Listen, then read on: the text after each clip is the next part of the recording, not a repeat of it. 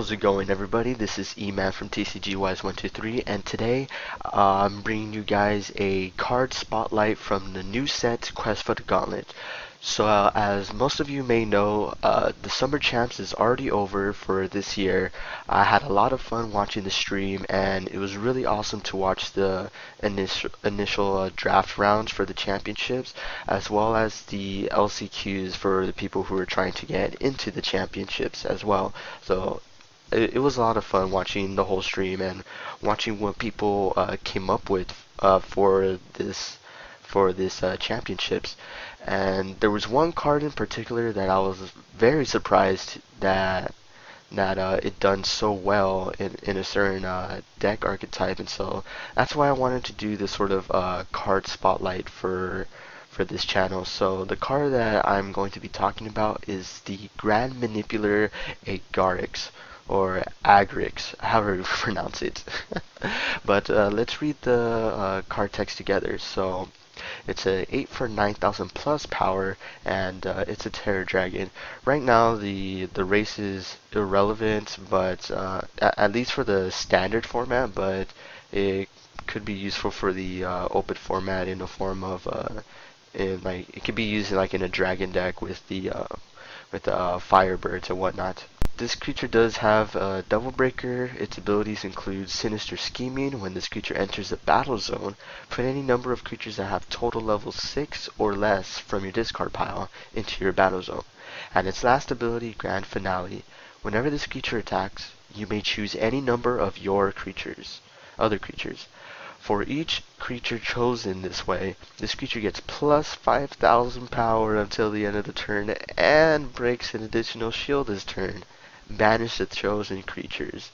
So initially when I read this card when the whole set came out, I think this card was also spoiled as well when they were doing the draft promo video. I think this card was shown during those drafts, and initially when I read this card, like, the ability was really good, but I was afraid that its 8 cost was just gonna be too late. Like, I had a premonition that um, that the whole meta, especially for the upcoming championships, once this card was initially released, I just felt that the whole meta during the championship was just gonna be like just pure rush, just because of like what fire I brought out so far, and it was just gonna be a really aggressive deck, and I figured that the whole game would end at least by turn 4 through turn 7. Like, at least at that point, that's when I felt that that the game was going to be over. But long and behold, like during champs, like there were particular decks, light dark mid-range deck and light dark fire mid-range deck. It actually utilized a Grand Manipulator as its finisher, and I was just so surprised how those players were able to utilize this card and be able to use it so quickly in this sort of aggressive environment. And one of the key cards that several of those decks used was the Targusher, and of course, it being a Slayer is really useful when trading against other creatures and evolutions as well, which is really key. And a Slayer, I've always felt that it was going to be a very good ability within this upcoming set for the Quest for the Gauntlet, just because of these huge evos that were just going to be running around. So I felt that Slayer was going to be a really useful ability, especially within the Darkness Civilization. And its last ability, Gunk Up, when it would be banished, it taps target enemy creature. It fits perfectly for the Grand Manipulator. I mean, you could just reuse Targusher in the early rounds, and then summon Grand Manipulator to just get him back. And then when you're going for the final push, you use the Grand Finale ability to remove Targusher, and then tap their last remaining blockers to break like the rest of their shields, which is absolutely nuts. Like, I've always felt the grand finale ability was pretty strong, but I never would have guessed that people would use it in champs and used it so effectively and so quickly. So that really blew my mind, and especially when you combo it with Serpent's the Spirit Shifter, it just creates an absolute insane combos with it.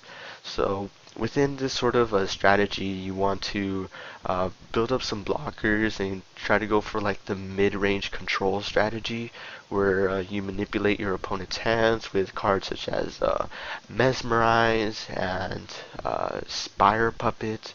Again, with these decks, like they're using light, and of course, like light is uh, a very used civilization within the players. It really has a lot of utility, so can't really complain on why people are using light, because it is a really really good and supportive civilization with a lot of utility. So I can understand why the initial um, decks that were used for championships included light within this sort of strategy. But then within fire, I could see how it might counter this sort of ability, especially against with serpents as well, when they're trying to increase their shield regeneration cards such as Krakus the Dominator, where it would banish those regenerated shields.